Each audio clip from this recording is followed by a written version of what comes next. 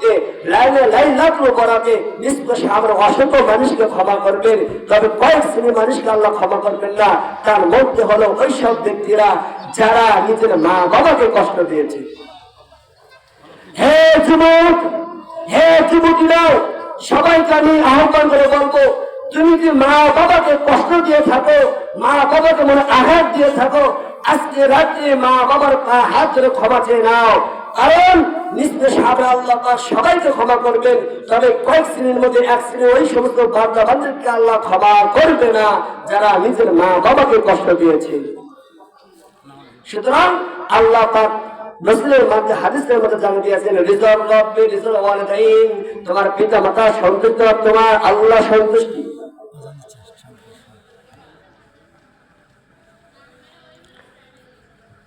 আলহামদুলিল্লাহ, এখানে আর মতো এখানে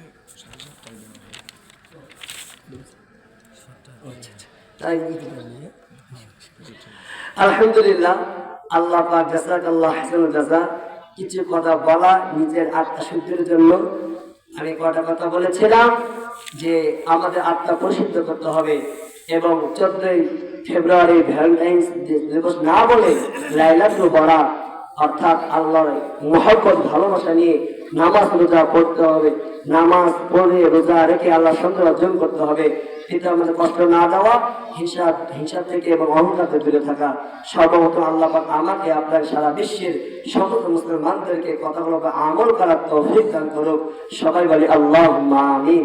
আমি দোয়া চাই, আমি ফুটানি বাজার মাদ্রাসার মুহতামি আল্লাহ তাআলা এই ওয়াজের মানে পা বাড়াইতেছি।